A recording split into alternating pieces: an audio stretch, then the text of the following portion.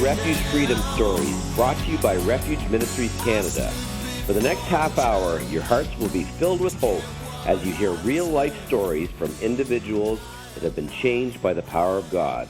Enjoy the show. Hi, this is Dave Shearer, the host of Refuge Freedom Stories. Today I'm here with Raymond Mowla. Raymond is a young man from Mississauga, Ontario, attended Trias College, and now works for Prison Fellowship Canada. He's a hip-hop artist with 2 albums, 23 singles, and very inspiring music. Hi, Ray, how are you today? Doing well, sir. How are you? Fantastic. Understand you have quite a story to tell us. Yeah, God's fingerprints on my life, but it's His story through me. Tell us about your experience with God. You mentioned something about an encounter that changed your life forever. Yeah, 8 years ago, on November 1st, it was actually Halloween night the night before, where I had just really gotten to this low place in my life. I had been there in that place various times before, but there was a few things that I had garnered from over the years and interactions with other Christians and stuff that kind of led me this time to maybe go and connect with the church, maybe go seek out if there was something in this Christian belief about God that I was missing, and I decided to attend the church on Halloween night 2012. It was shortly after that. Nothing really happened at the church, but it was from the moment that I left at around midnight of November 1st, where it was like a light switch just went off, like something just began happening where I was beginning to experience and hear the voice of the Lord. And it was starting first through just things that were outside. I was actually out with a couple of friends. We were celebrating a sort of memorial for a friend who had passed away. His birthday was on November 1st. And in this music that I had prepared for the night, as I was listening to it, it was like the words were resounding in a way that they were speaking directly to me and to my circumstances. They were calling me out in kind of a way that was very direct about things that I was particularly ashamed of and struggling with throughout my life. And some of the lyrics of the songs talked about the broken relationship I had with my parents. Other songs talked about the broken relationship I had with female counterparts throughout the years and relationships that I had lost and just things that I was, regretting and stuff like that. And it was all highlighting it all in one moment, like song after song. It was just like calling my card. It was something I could definitely say that it was the beginning of something completely different than just a normal night of listening to music. It rattled me so much that I just wanted to get away from my friends and I wanted to get home. And I dropped off one of my friends and I was on my way now by myself in the car. And I turned off the music because I just couldn't bear to hear any more of it, calling out, all these things I was deeply struggling with. And all of a sudden a cop pulled up behind me at a Mississauga intersection. And as I sat there looking in the rear view, it began to occur to me, because I've been living so rebelliously for so long that a lot of the decisions I made, they became like a natural part of, like my daily routine.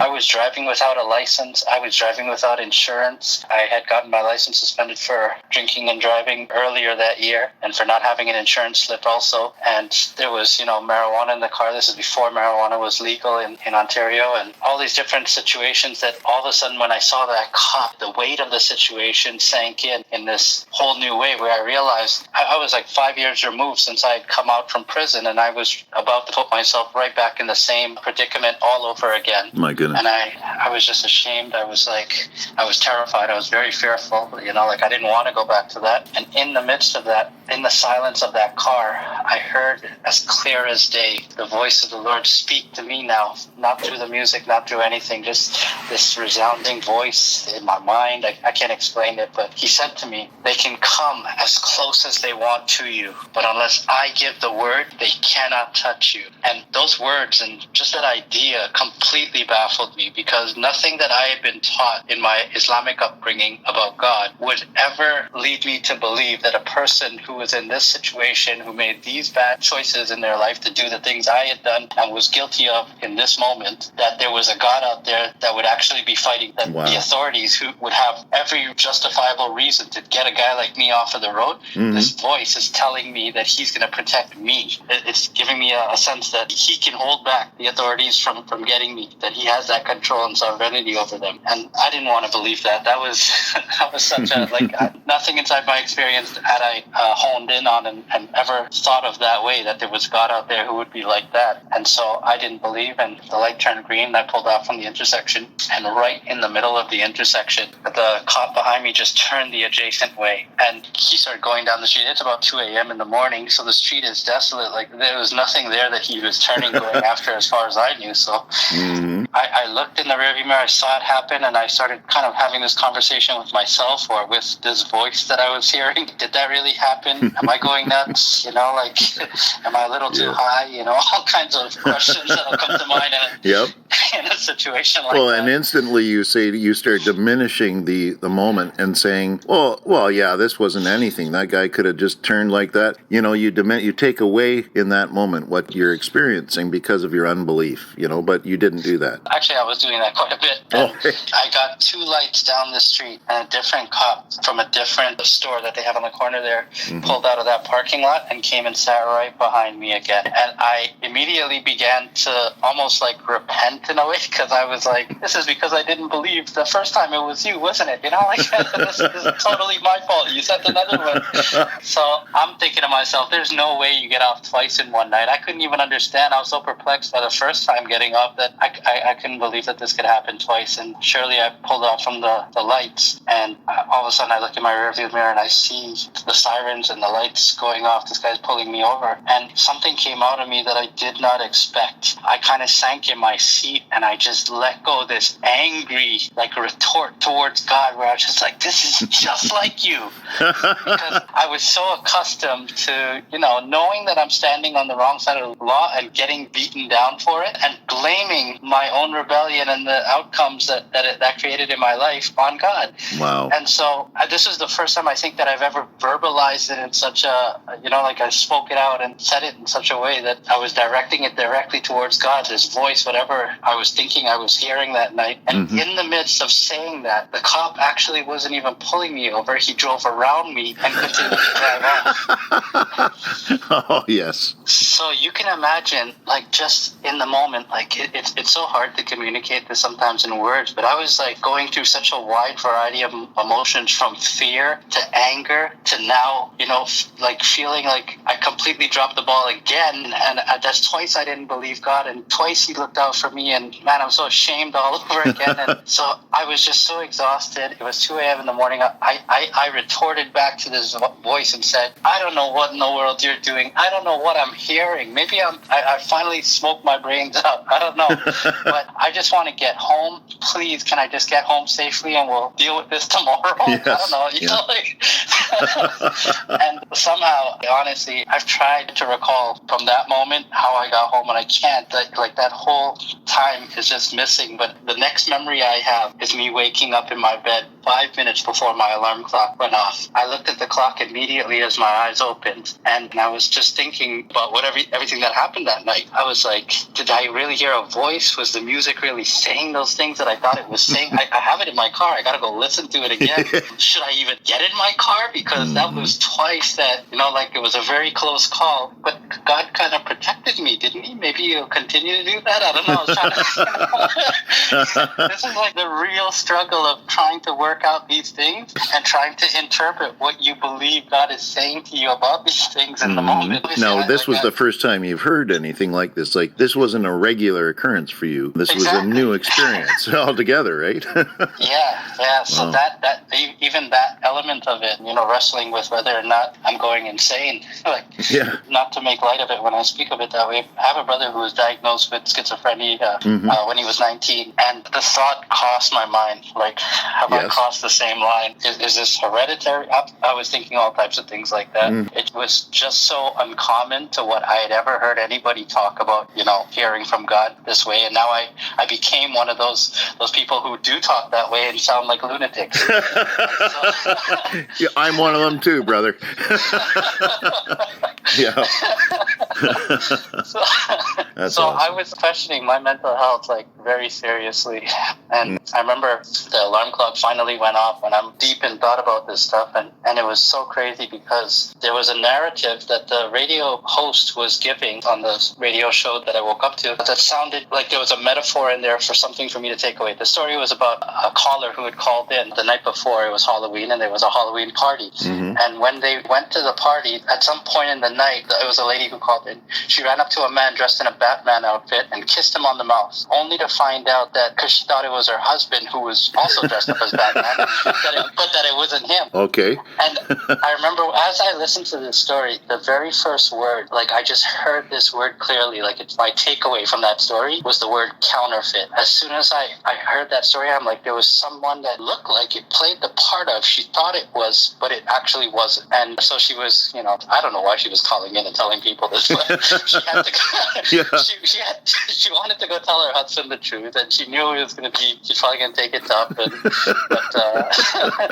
My goodness. She felt a sense of having to come clean, and that was my second takeaway. That she needed to go and be honest about it. Mm-hmm. I remember as I listened to that story and the way that the radio show host left her, like she was almost remorseless, she had this novelty button that she hit and it said, "Get up. Today you've got some explaining to do." And when I heard those words, because of my two takeaways, I jumped out of bed just feeling like, oh no, it hasn't stopped. It's still going on. These words are absolutely for me. Yes. And I jumped out of bed. And when I did, this is where my real encounter with God began for me. The voices and stuff were things that I was questioning. I was, not quite sure. But when I jumped out of bed that morning, there was something, a presence that was in my basement that was so real. And he was standing. I knew it was a person. I knew that the person was present. I could not see anything, but he was there. And he was about 10 feet away from me. And the scary, terrifying thing was he was taking steps towards me. And as he got closer, it was like in the moment that I realized that the voice I was hearing, that the power that he was exerting over the authorities, his sovereignty that he was demonstrating, his ability to use and even know, his foreknowledge of knowing what radio show I'd be listening to, what story he would use, and all the ways he would speak to me. Something was just so exalted in my mind that if this person is God, then he knows everything. There's nothing that I've done that he doesn't know. Not even just the things I've been caught for, the things nobody has ever known, the secret things that only he could see. If he is in this much control, he's seen even that. And that thought terrified me. I dropped to the floor, bawling my eyes out, cut in such a deep way to be so openly exposed and so fully known, and only imagining that only like something horrible was about to happen if this is true. If he could know me this well, this couldn't end well for me. Did he come to exact justice or vengeance? Or I don't know, because the God I've been taught about is a God that throws you into hell for not living up to his law and the demand for that, because I come from a Muslim background, and this constant performance base, which I had completely neglected since in my youth. So all these years, and looking at this experience through that paradigm and believing that's who I'm interacting with, I just could not comprehend it. I dropped down to the floor and I just cried. And it was really a plea for mercy. And as I was there was something just gentle about the presence. I felt like the presence was just surrounding me. I was terrified to even look up, because I feared that if I actually saw him, if I looked up and there was something there to see, and I could completely remove 100% doubt that this was not happening, I don't know what I'd do with that. So I just continued to bow my head and I was weeping. I didn't know what to do. And it was actually the radio host who cued me at some point when she said, "Get up. Today we're going to teach you how to walk." And I just felt like those words were for me too. And I got up very slowly and very cautiously and very terrified still. And I turned on the light and I was looking around, and I'm still weeping from this very deep place, because I'm still dealing with the exposure and how I'm processing all of this. It was such an emotional morning for me. I remember not wanting to neglect the words that I just heard, that something about teaching me how to walk, and I guess that means I got to get ready. There's somewhere I'm going, or I'm not quite sure. And I begin my day. I remember, I never forget looking at myself that morning when I was brushing my teeth in the mirror, and just looking at my expression, seeing my distress and thinking I've completely lost it. Like, I don't even know how to interpret. I don't know where to get words to articulate what it is I'm experiencing right now. And nevertheless, I continue to follow through. I begin my day.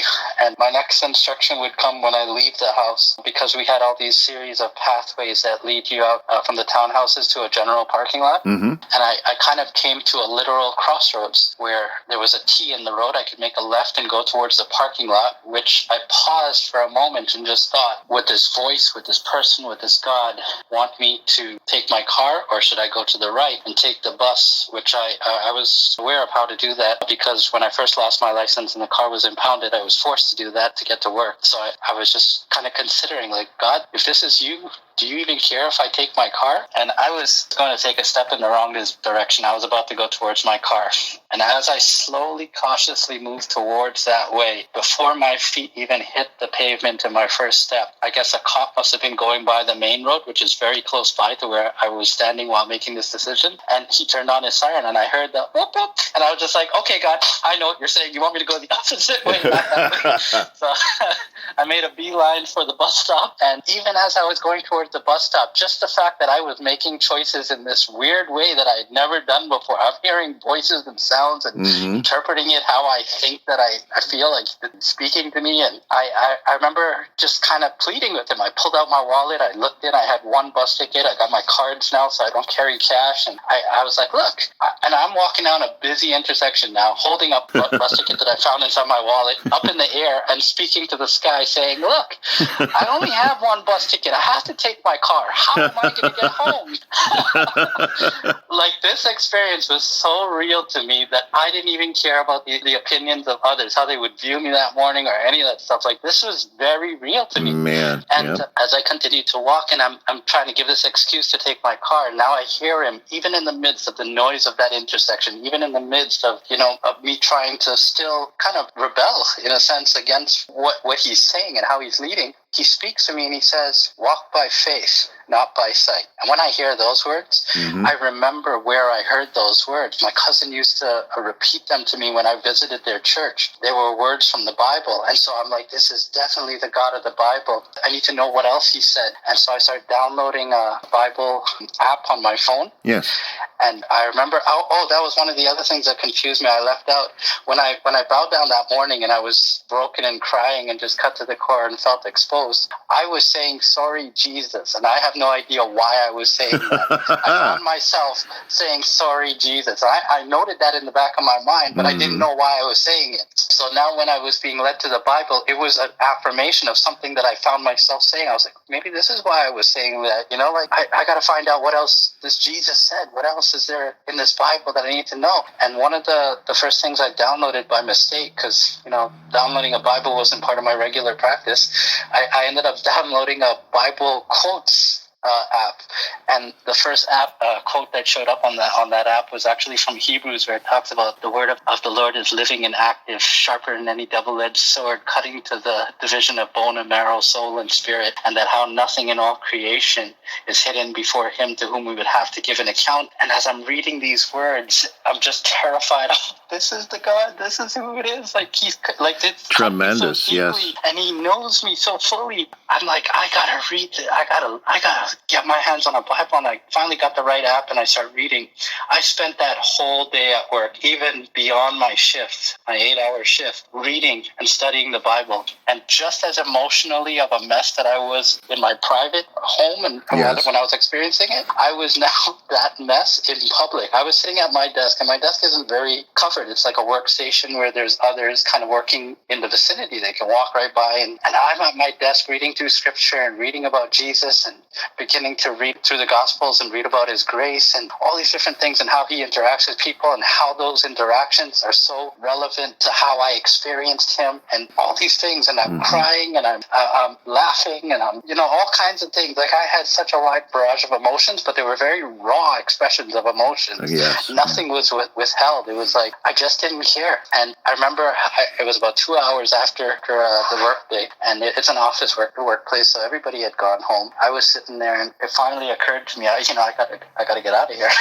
And the first question that finally, crossed my mind as soon as I got up from my desk was, hey, how am I getting home? Remember, I only had that one bus ticket that I took to get here. And I worked in the back of the airport where it's kind of like one bus drives in to drop you off and then comes back to get you later. But there's no stores around for at least a few kilometers and stuff like that. So I'm just thinking, like, you said walk by faith. What was that all about? And as I was going to the lunchroom to go grab my lunch bowls, I saw the head of someone sitting at one of the cubicles still with the screen on. And I walked over because it's 2 hours past the shift. I was like, who is this? And it was this girl. It was her first day.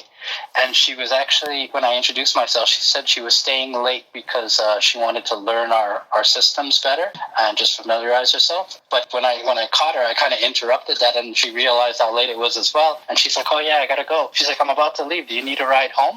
And in that midst, I saw God's faithfulness to what he was saying to me earlier, but just not in the ways that I was perceiving or thinking that he could do this, that he would be able to use people. And I don't know if that girl was a Christian or not a Christian or any of those variables. I just know that God used her in that moment to fulfill his promise, what he was saying to me in the morning that he could do. Yeah, it's kind of irrelevant. Like, God uses anybody and anything at his will, you know? Yeah. Whether they're saved, whether they're not. And many times they're not, you know, many times God uses anything. Absolutely. Mm-hmm. And so this continued on. I finally got home and I was continuing to read the scriptures now at home. I learned about a commentary because of one of the apps that I was using. It had this button for further reading, and it began expounding a little bit more and teaching you a little bit more in depthly about what's actually happening in the context and in the culture and stuff like that. And I was finding this very fruitful because it was helping me so much to paint pictures, which I need in my mind to be able to really comprehend things. And I was getting it, and I just wanted more of it. I found this hunger for it because of the emotions of the day, because of the way I set myself to study that day, the experiences and all that stuff. When I came to bedtime, I was just so exhausted, so drained. I got down and I prayed in a way that I've never been taught to pray in Islam. It was a very real prayer. It wasn't something that was pre-written or I was reciting. It was just me sharing my heart with God. And I said to him, thank you so much for today. I didn't realize how much inside my heart I needed something like this, like that this was a longing I had since I was a child, to know if God could be experienced, that he didn't just create us and leave us here to figure life out by ourselves. And that's what this day was answering, something so profoundly deep that I'd been carrying with me for so long, that all I could do was express gratitude and was so thankful for it. The thing I was not getting yet was I thought this was a one-time encounter. Like, I didn't hear, even if somebody did say they had some experience with God or some supernatural experience, it was like this one-off thing. So I'm kind of thinking maybe that's what this is. He showed up. Now that I know this is real, I better get myself in order. And now it's still up to me. And so I didn't think he was going to be there after today. I thought I was going to go to sleep and it would never happen again. And so I was just thanking him profusely, extending all this gratitude, like thank you, crying my heart out, just thanking him for coming and even for having this and for being so merciful to me in the way that he was when I know what I deserve. And I finally, I guess I cried myself to sleep. I went to sleep tonight. I woke up again the next morning, and this was a new thing that was happening where I was waking up before my alarm clock. 5 minutes before I have my eyes open, and I'm laying there in bed and I'm just thinking about the day before. I'm thinking about new questions now. Like, if I ever share this with someone, they're going to think I'm an absolute nut job. How do I share this with people? And especially because of the social circle I kept at that season in my life, like, I could only imagine their ridicule and their laugh and, like all this stuff. So I was like, who could I tell if I did tell someone? And I was thinking through all that stuff because I really didn't think that this is something that was ever going to happen again. And the alarm clock radio goes off, and the very first words out of the announcer's mouth was, "You think yesterday was something? Wait till you see what we have for you today." And I didn't know those words are for me. Isn't that something ironic? And I just jumped out of bed with just such excitement, like newfound hope to live life with, knowing that this God is going to be present inside whatever I do today, that he hasn't abandoned me, that he hasn't left, which is what I was thinking would happen. And I started on that day.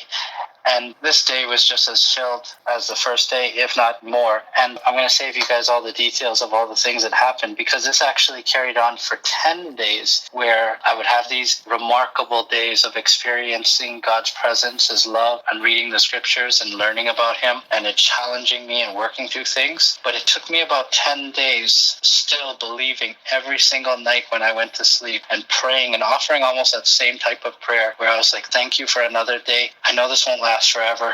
I'm just so grateful that you would even come and spend this time with me and let me know that you are real, that you love me and you care in this way. And on the 10th day, I woke up 5 minutes before my alarm clock again, and I'd been waiting every single morning, just anticipating and hoping that he would still be there. And every day for the 9 days, he did continue to give me some word of affirmation that helped me to know that he was not leaving and he was not going anywhere. So on the 10th day, when I woke up 5 minutes before my alarm clock again, I actually jumped out of bed this time, and I went and I shut off the alarm radio before it could turn on. And I was finally receiving the fact that I knew that he was not going to leave. And I bowed down that morning instead, and I just said, if there's a God who could know me as fully as you do and could love the mess I am, the person I am, just love me the way that you have expressed, I'll give my whole life to serve you. And I just committed myself from that moment. I didn't continue to receive through the radio, at least in that same way, in the days going forward. God continued to speak to me, but in different ways. And as I've matured in that, he's changed the ways that he uses to reach me. But it's been 8 years as of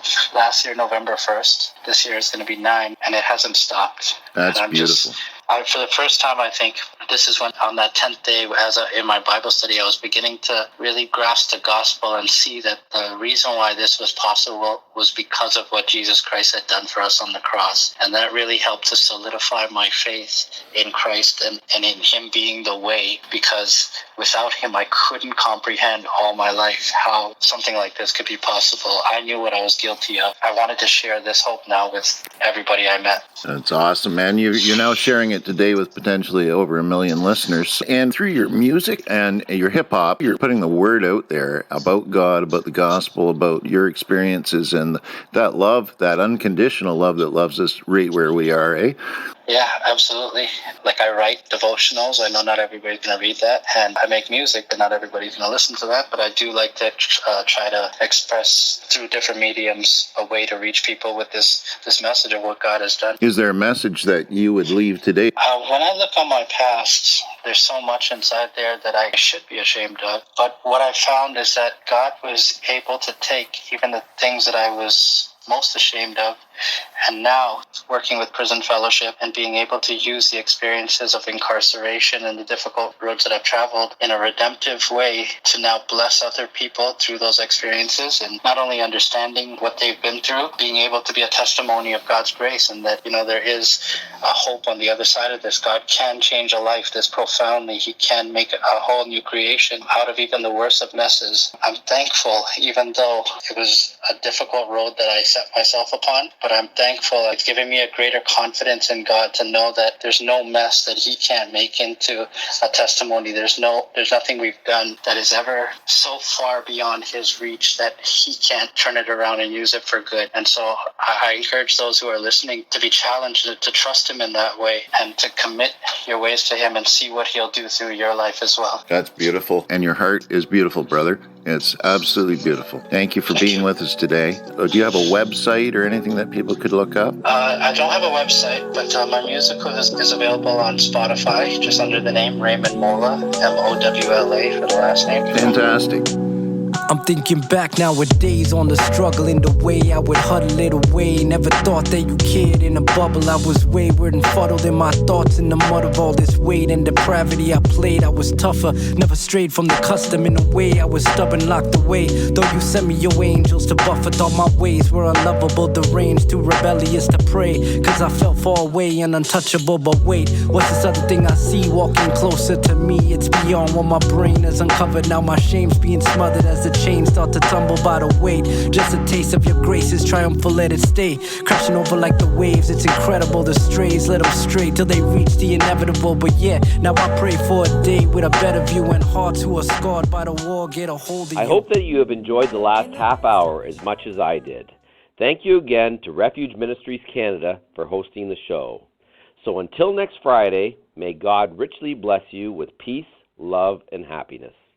We at Refuge Ministries are so blessed by the success of Refuge Freedom Stories and podcasts. In addition, we focus on youth prison ministry, release kits, and many other diverse outreaches to the needs of our community. As a nonprofit, there are many costs involved, however, and we are asking for your support. Financial gifts can be made via our website at www.refugeministriescanada.com or by calling 519-701-0108. Your giving makes this work possible, and we thank you in advance for your support. That's 519-701-0108. God bless you.